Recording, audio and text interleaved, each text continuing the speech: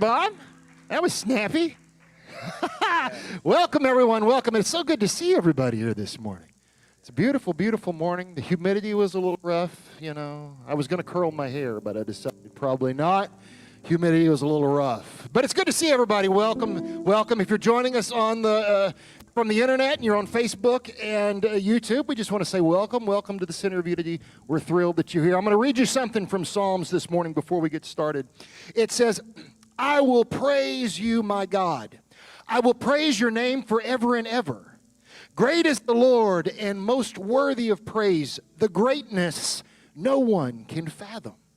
The Lord is gracious and he is compassionate. He is slow to anger and he is rich in love.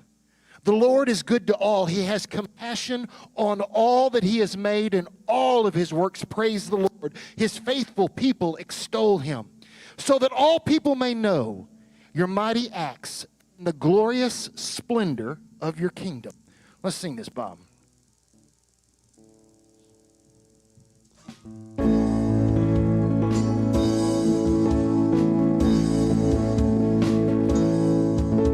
The splendor of the King, clothed in majesty. Let all the earth rejoice, let all the earth rejoice. He wraps himself in light, and darkness tries to hide, and trembles at his voice, and trembles at his voice. How great is our God, sing with me, how great is our God, and all will see how great is our God. Age to age he stands, and time is in his hands, beginning and the end, beginning and the end. The Godhead three in one, Father, Spirit, Son, the Lion and Lamb, the Lion and the Lamb. How great is our God, sing with me, how great is our God, and all will see how great is our God. Name above all names, worthy of all praise, and my heart will sing how great is our God. Name above all names, name above all names, worthy of all praise, and my heart will sing how great is our God. How great is our God? How great is our God? Sing with me, how great is our God, and all will see how great is our God.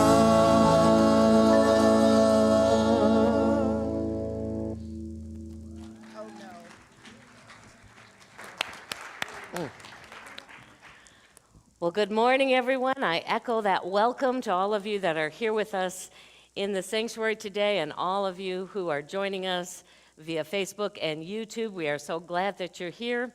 You know, I'm excited. I hope you are excited too, that beginning this Saturday, we are starting the reimagining process. It's going to be happening right in here at 10 o'clock on Saturday. You don't need to sign up to show up, except if you've got kids that you would like for us to occupy while you're in here reimagining, then we would request that you go ahead and let us know so we can make sure we've got the right amount of support here to keep them happy and involved as we are doing our work in here.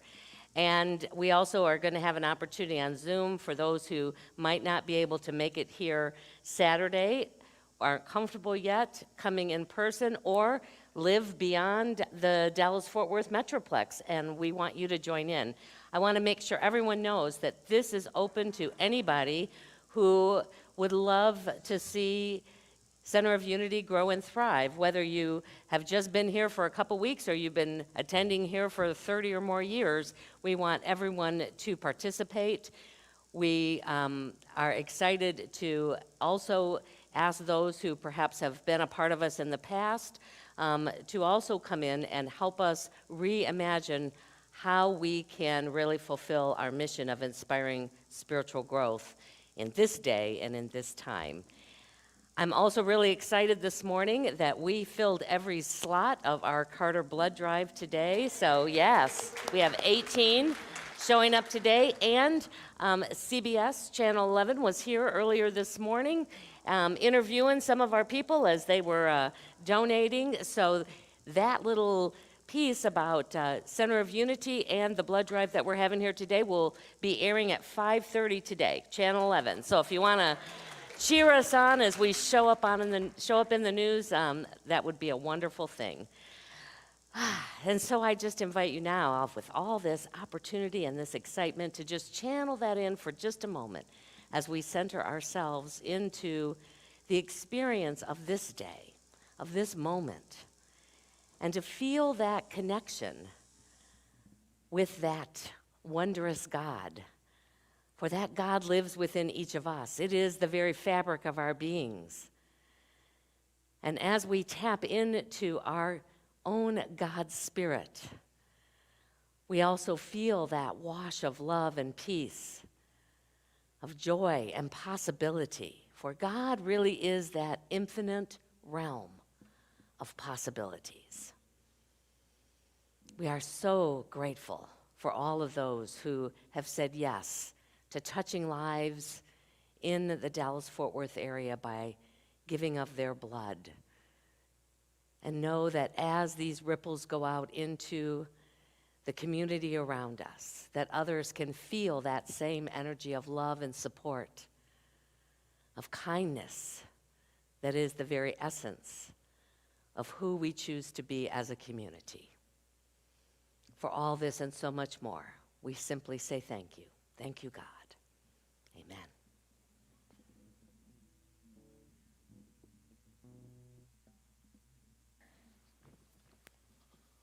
All right. Well, good morning, everyone.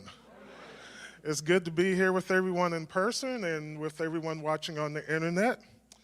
Our unity principle for today is principle number 5, the last but not the least, and it states, we can demonstrate now the good that we all desire.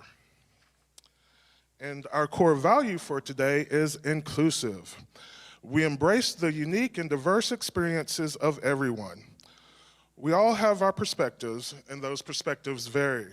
How we relate to other people often depends on the experiences that we've had personally. If you meet someone from your same hometown, odds are you'll automatically have some things in common with them just because you've had some of the same experiences. It's not rocket science. We are more comfortable with things we're familiar with. And the great thing about being inclusive is learning to integrate the unfamiliar perspectives and experiences with our own. Life is like a buffet. We're free to explore, pick, and choose, but we all know the more choices and variety there is, the better the buffet. And that's the beauty of inclusivity.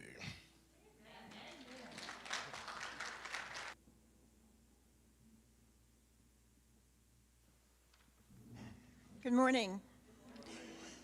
Today's daily word is realize. I realize the power of spiritual truth. I have had many aha moments throughout my life when something that had befuddled me for years suddenly became clear. It may have been something I tried to learn in school, a skill I practiced and tried to master as I grew, or even an idea that challenged my understanding of the world around me. Whenever I realized something new, I could feel my world expanding, opening up before me in fresh and exciting ways, making me eager to discover even more. On my spiritual journey, I feel a similar excitement as I realize I have so much more than a spark of divinity within me. I am fully divine, just as I am fully human. I feel newly alive in this realization and so very grateful for it. And from Genesis 28:16, then Jacob woke from his sleep and said, surely the Lord is in this place, and I did not know it. Thank you. As we get ready for our service this morning, We're going to do this one song here. It says, "Open the eyes of my heart, Lord." This everyone should know this song, so y'all sing it with us if you do. All right, Bob, let's do it. Open the eyes of my heart.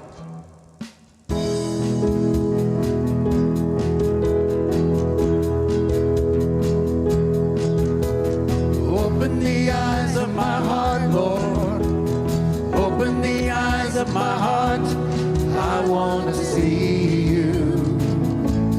I want to see you. Open the eyes of my heart, Lord. Open the eyes of my heart. I want to see you. I want to see you. To see you high and lifted up, shining in the light of your glory. Pour out your power and love as we sing, holy, holy, holy. Open the eyes of my heart, Lord. Open the eyes of my heart. I want to see you. I want to see you. Open the eyes of my heart, Lord. Open the eyes of my heart. I want to see you. I want to see you. To see you high and lifted up, shining in the light of your glory. Pour out your power and love as we sing, holy, holy, holy. Holy, holy, holy. Holy, holy, holy. Holy, holy, holy. I want to see. Do that again. Holy, holy. Holy, holy, holy. Holy, holy, holy. Holy, holy, holy. I want to see you.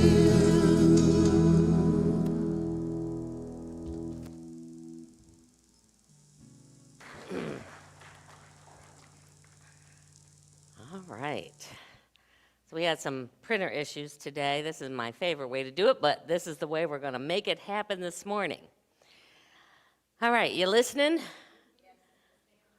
I want you to hear this. So you cannot experience your wholeness as long as you believe that someone or something is against you. I want you to hear that again. You cannot experience this truth of wholeness as long as you are in the belief that someone or something is against you. And if we truly desire to get to that place of wholeness, that place of inner peace, that place, as the author of our book that we're going to be using, The Eye of the Storm, calls the center of the hurricane, that place where there's absolute stillness and peace, then we have to start with the foundational principle that is talked about in the Bible that says, if God is for us, then who can be against us? So we have to back it up even one more to say, yes, do we really believe that God is for us? That the universe is here supporting us, that that's the innate truth, even in those times where it doesn't feel like it, and we certainly can't see it operating in our lives. So this series that we're going to be working on over the next several weeks invites us to live into that awareness, gives us the tools, gives us the understanding that no one and nothing is against us. As I mentioned a minute ago, it's based on the book The Eye of the Storm by the Dr. Reverend Gary Simmons. It's been around for a long time, and it's one of those foundational books that I think can truly help us to begin to live from this truth. But I know that there's been times in my life where I've had to question this. Like, how can this be true? Look at what's happening around me. Look at what's happening in my own life. Look at all the problems that are going on in our world. I would imagine that no one listening here hasn't experienced people or situations that felt against them, against us as individuals, whether it would be somebody took something from us, betrayed us, threatened us, taken advantage of us. We've all had, at least from our human perspective, those times where it certainly feels like somebody or some situation is not working in our favor. And I could certainly relate to the author when he writes this. He says, "In my 30 years of practicing martial arts, I've broken my fingers, wrists, ankles, toes, and ribs.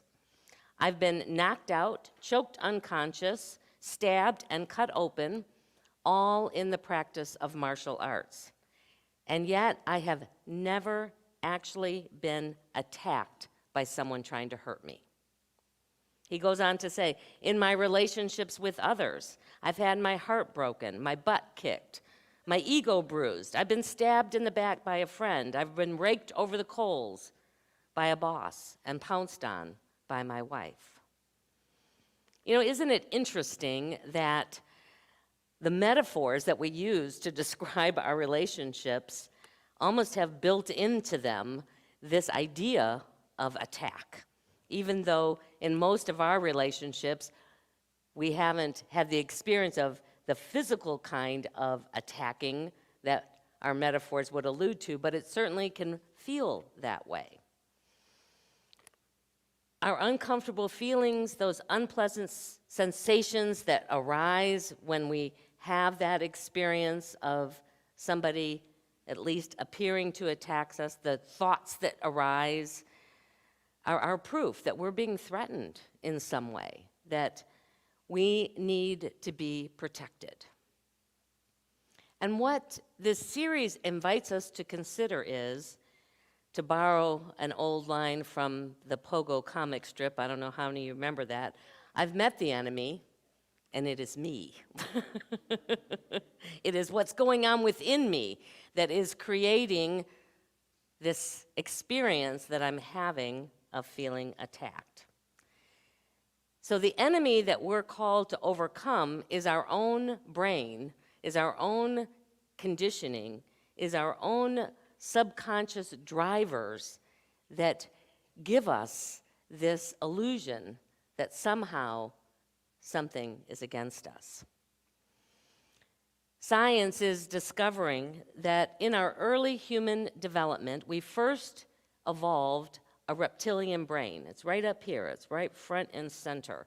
And this brain developed and used instinct and used muscle memory to ensure our survival. Because in that early development, we were, as human beings, under physical attack by the things around us, by the predators that existed at that time. And then over millions of years, as we have continued to evolve, we developed a limbic system in our brains. And this was to allow us to process and store feelings, emotions, memories, control over our flight, fight, or freeze instincts that we had, and the reactions that we've experienced. And these all get stored in our subconscious. So that's where all of this primarily lives. What drives it comes out of not necessarily our conscious awareness, but our subconscious. And then ultimately, our brains did evolve this neocortex. So those are the three main areas that we use to process information. And this became responsible for language, for reasoning, for abstract thought, for imagination, and for consciousness itself, that we could now be consciously present and consciously choose how we experience that. We're still in this phase of our human evolution where much of the input that we receive is processed by our subconscious, processed by this reptilian and limbic brain system. All this data comes in, and those are the main processing centers that decide what to do with that information. And it is that process that uniquely colors our experience for each of us. If you've ever had an experience where multiple people in the room and something happened, I can guarantee you that almost every person in there had a slightly different, if not completely different, experience of it. Some it may have felt like what somebody said was a threat. Somebody else might have been, as their first thought, wow, I wonder what's going on with them. And it had, and took none of it in as something that was directed towards them or against them. Many of us, and I know I was certainly in this boat until I started doing this work, believe that our observation skills are pretty good. Just a poll in here, how many think you're pretty good at observing what's going on around you? Most of us do. So I would like us to test that theory this morning with this little clip here. Go for it, Nick. This is an awareness test.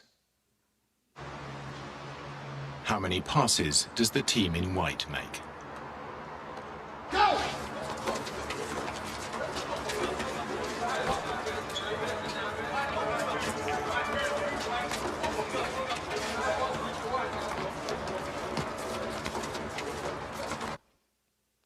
The answer is 13.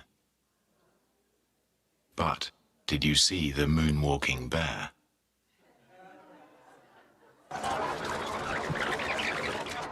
Go!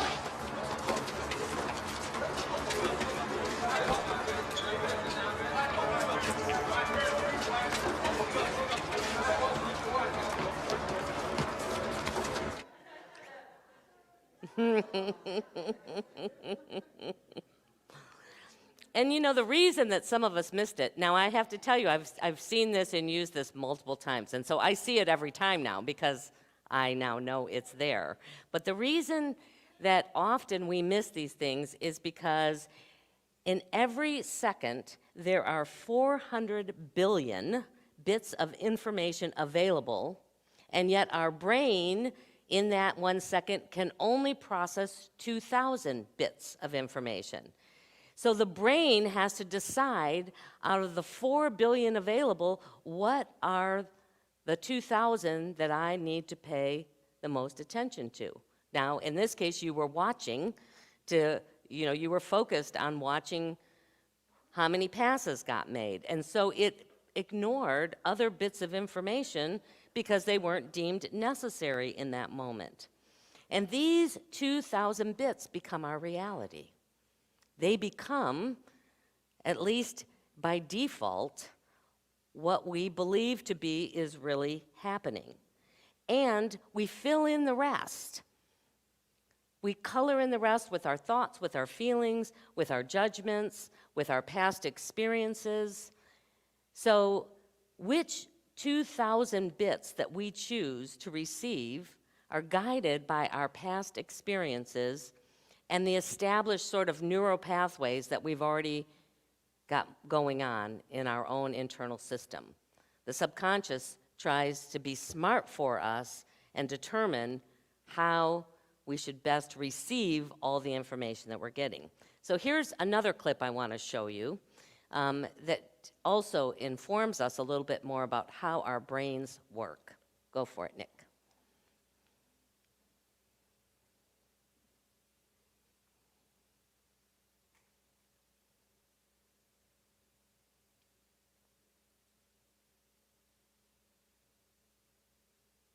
So just stare at the dot.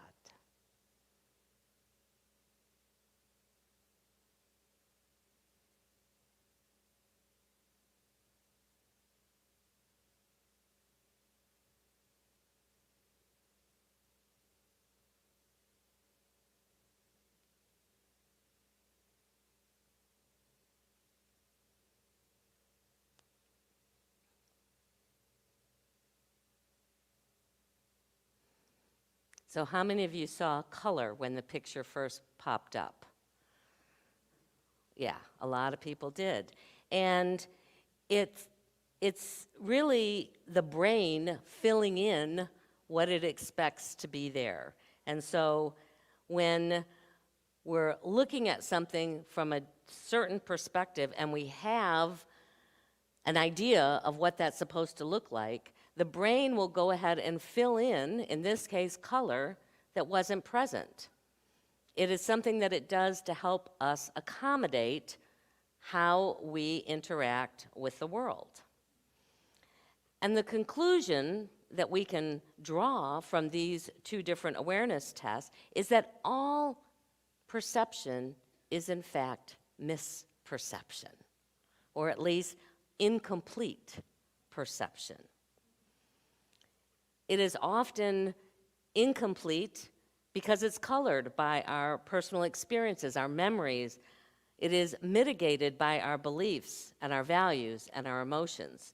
Just as Matt was talking about this morning, that was perfect. He had no idea what I was going to be speaking of today. But, you know, we have some automatic go-tos of buffet items that we love, and we can sometimes be blinded to all of the other choices that might be there unless we are willing and conscious about making those choices. While it often feels as if things are happening to us, it is our thoughts and our feelings that create the mental and emotional states that influence our response, that tell us, am I safe? Am I in danger? And we project onto those events in an unconscious way the meaning of what's happening, the relevance of what's happening. And we compensate by filling in the missing pieces. We use our own beliefs, our own impressions, our own past experiences, and our own feelings about ourselves in order to make a more complete picture, because we haven't been able to take all of it in. I want to tell you a little story that helps, I think, highlight this, and maybe you can relate in some way. But this was about a particular minister, and this is a true story.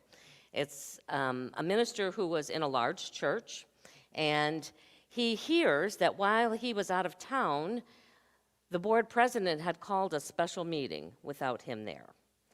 And then immediately upon hearing that, within an hour, the board president called and canceled a standing luncheon that they have every week. Said, sorry, I can't make it this week. Well, as it often happens, the minister started getting upset and suspicious about what was going on.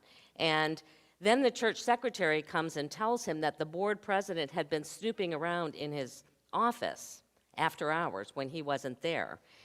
And the minister's imagination started coming up with all of these scenarios about what was happening and began to believe that the board was conspiring to terminate his employment there. And then he started thinking about all these other events that had been happening in the recent months, and he started filling in, oh yeah, there was when such and such did that, yeah, I can see how now that's related to this going on. And at the end of the week, he received a call from the board, from someone else, that said that they were calling a special meeting to happen directly after the Sunday services this coming week. And was told that it would be brief and to the point when he tried to inquire about, well, what is this special meeting going to be about? And certain that he was going to be fired that day, he, had loaded himself up with armor, In fact, he was telling himself, I'm going to fight this, They're not just going to be able, we're going to, get rid of this board and things will be okay again. And so as the special meeting was starting, the board president got up and said, we're just so grateful for all your years of service, and, we're just certain that if that event ever comes where you would leave us, we want to do something around that. And the minister just, he sort of resigns himself into the fact. And the next announcement was, the board has called a special meeting and with unanimous agreement has agreed to present to the membership a proposal to use the large reserve fund we have to buy you a house so that, you will be able to live and celebrate, and we want to celebrate the many years of your dedicated service. Well, you can imagine. And I'm sure you've probably had this kind of situation where you have built it up to mean something and then you show up and it's something totally different that you'd never even considered. And all he could say is, I was just so grateful that I hadn't started my own campaign earlier in the week to rally people to get rid of the board, to try and get people on because not knowing what was going on. So you can see how that, our ability to perceive and understand gets this whitewash of all of this information from our internal system, which may or may not be factual at all. And he also said that he learned a really important lesson, that we have to see the situation right before trying to set it right.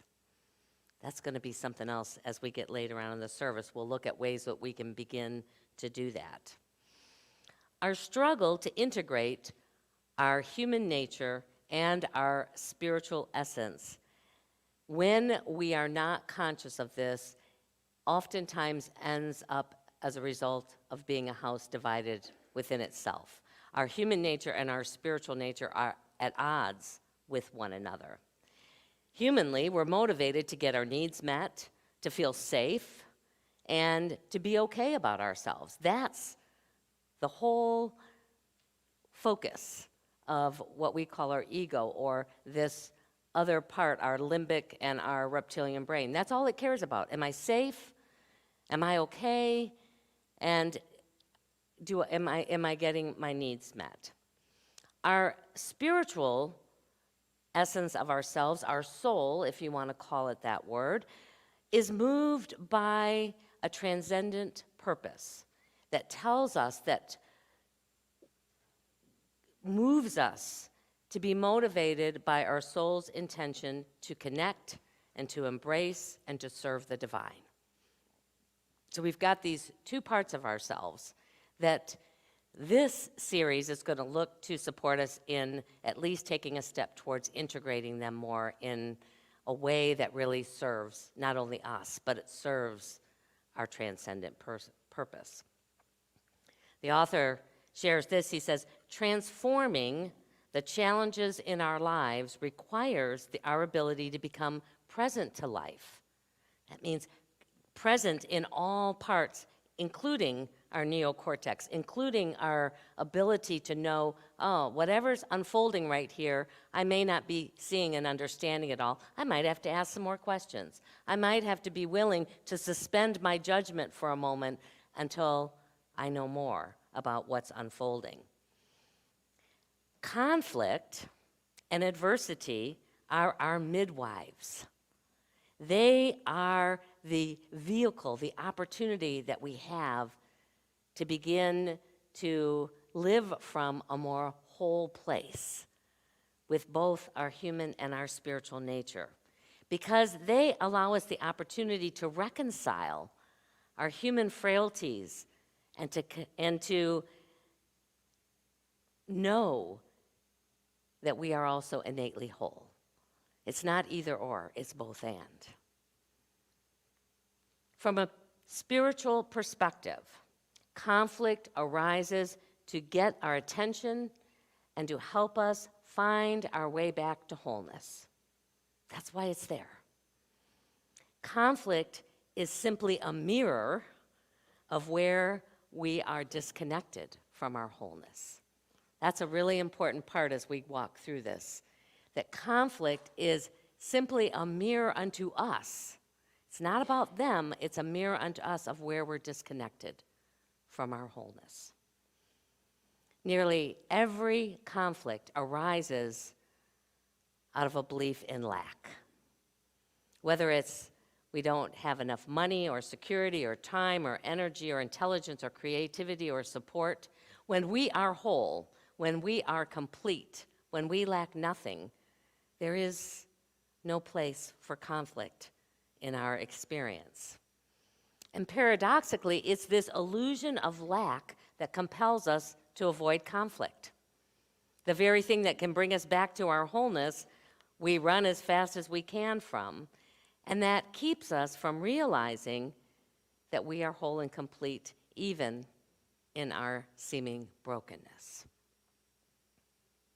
In the coming weeks, we're going to experience how we can embrace conflict so that it can be that vehicle and it can teach us what it is that we might not otherwise learn and lead us to that place that's available always at the very center of the storm, that place where there is peace and there is stillness, even as storms rage around us.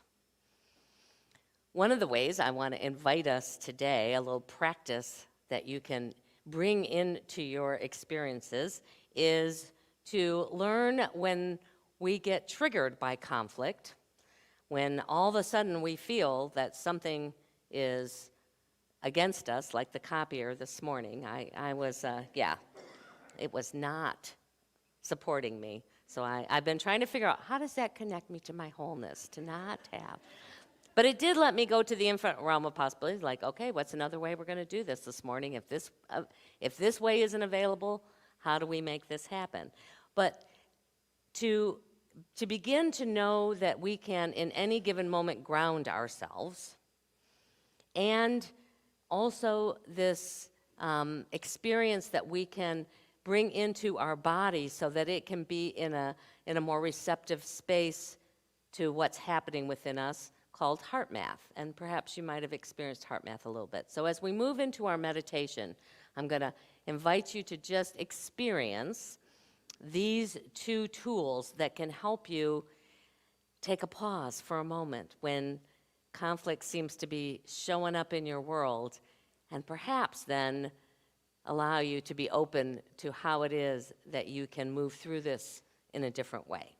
So if you would just, right where you're at, just allow yourself to get comfortable.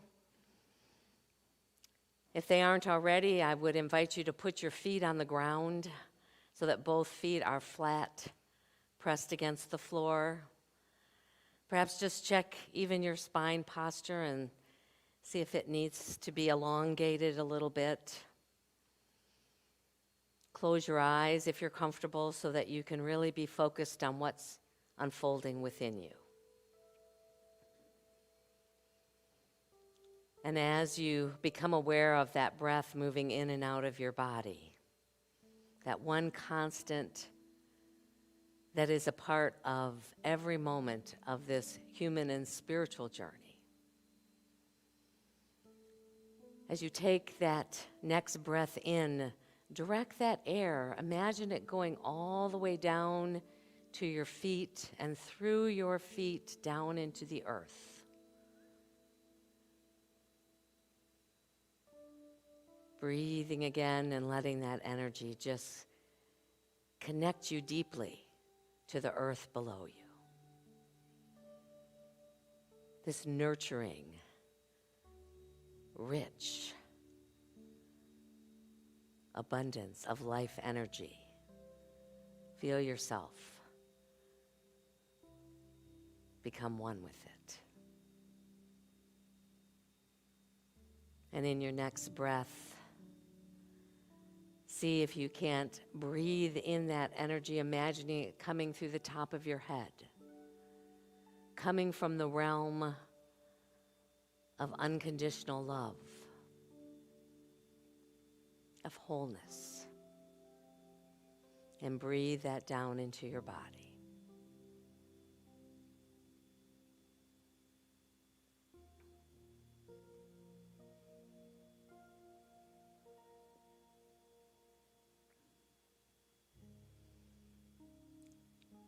And in this time and space,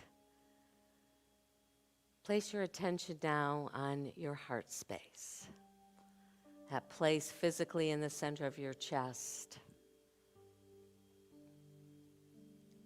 but also spiritually, that place in which you are divinely whole.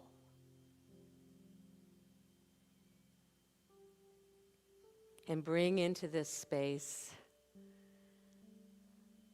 the memory or the image of someone or something that you deeply love.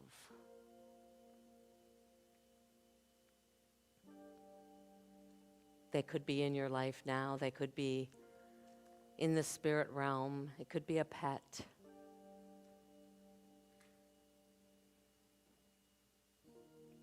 Bring them into your mind's eye and send them your love.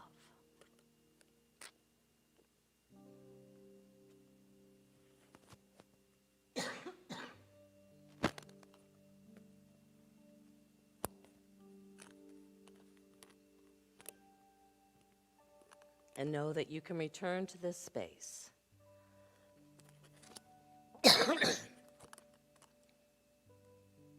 whenever feel the winds of conflict arising around you, and rest here for a few moments.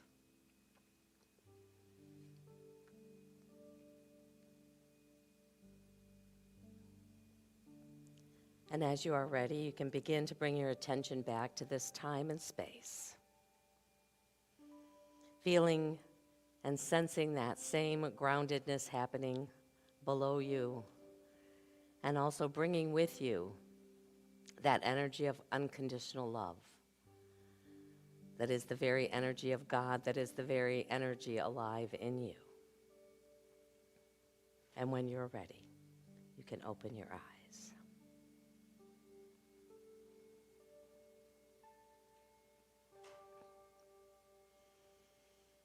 And so our invitation this week is to see if you can't begin to use these two simple tools when you find yourself swirling in those outer winds of the storm, being battered about, being triggered.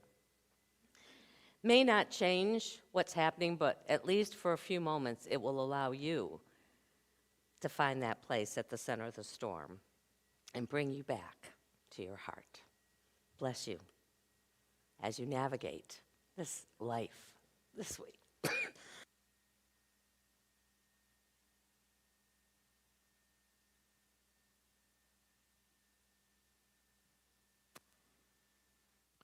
All right, as the band kind of comes up and gets settled in, this is a new song for us, so we hope out of the 4 billion pieces of information you're about to get, you pick the right ones. So I'll take my jacket off for this song.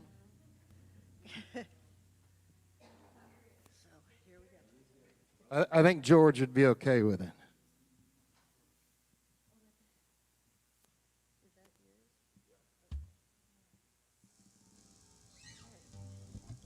You ready, folks? Yep. All right. Let's do it.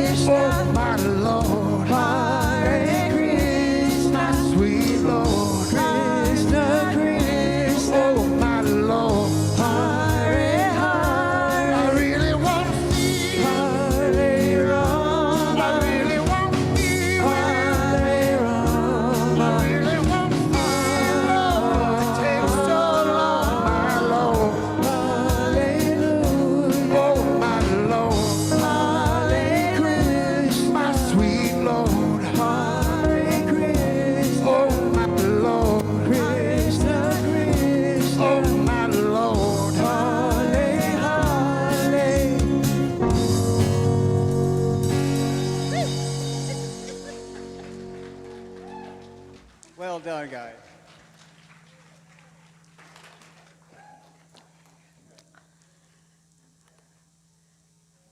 For you younger ones, if you haven't heard that, it's George Harrison, Beatles, wonderful.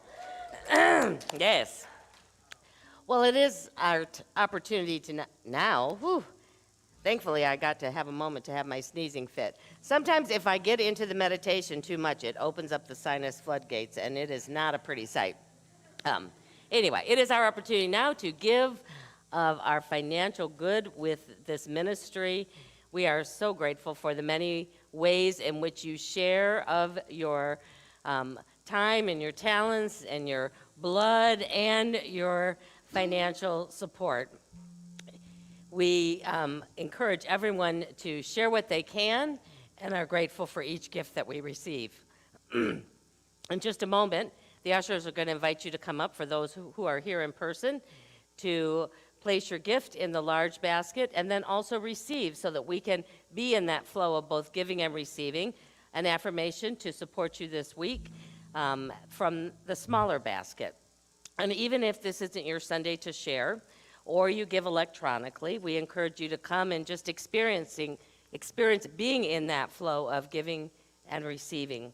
You can simply just place your hand over the basket, add your energy of flow into the energy of this community, or there's also, excuse me, in the pockets in the pews in front of you, an opportunity to take a card there if that feels better for you and place that in the basket. If for some reason you physically can't participate in that, there is a basket and affirmations at the door that you can participate that way on your way out. And certainly for those who are at home, we want you to also have that experience of giving and receiving. And so you can go to our website, centerofunity.org, go to the Give page, and if you scroll down that page, you will find some pictures, and you just pick on the one that resonates with you, and that will give you your affirmation for the week. So let us take all that we share today into our hands and into our hearts and bless it together. Divine love, as me, blesses and multiplies all that I give, all that I receive, and all that I am.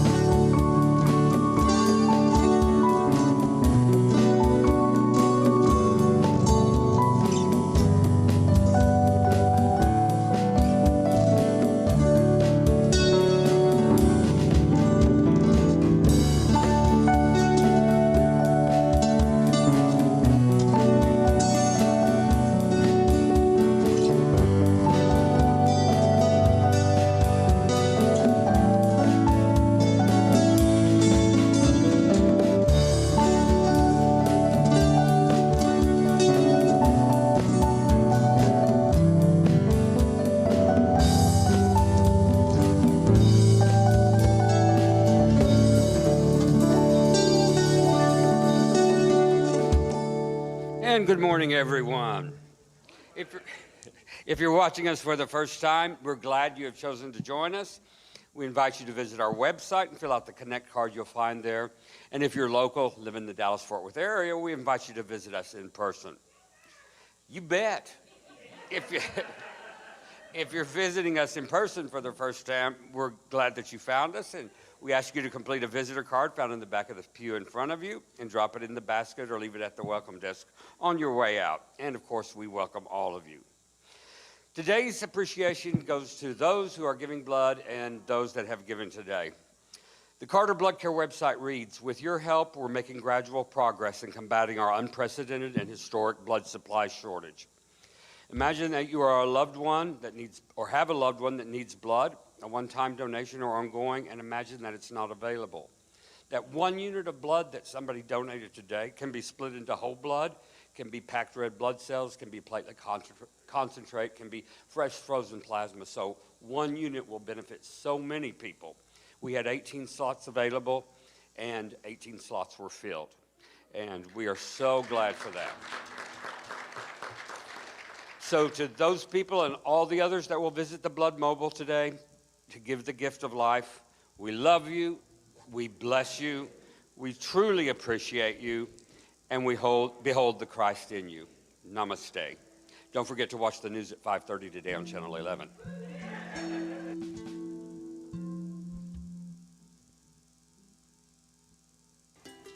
Here's what's coming up at Center of Unity. Transformation is about positive change and bringing out the best in yourself and your spiritual community. Gather with us either in person or online as we dive deeper together and explore the possibilities.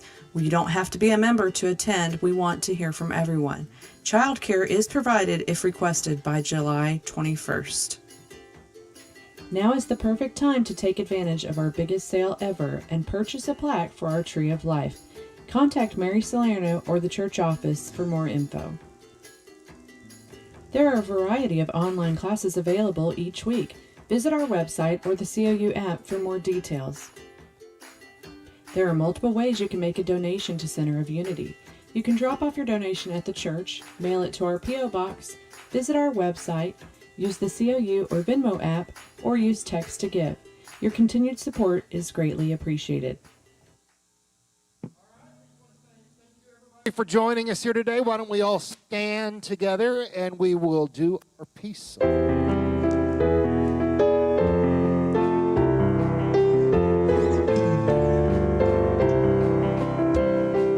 Let there be peace on earth, and let it begin with me. Let there be peace on earth, the peace that was meant to be. Where God has loved others, family all are we. Let me walk with my family in perfect harmony. Let peace begin with me. Let this be the moment now. With every step I take, let this be my joyous vow. To take each moment and live each moment in peace eternally. Let there be peace on earth, and let it begin with me. So the affirmation I got today is, are you being the way of God or in the way of God? Something to think about this week as we go, knowing our prayer for protection together. The light of God surrounds us. I am the light of God.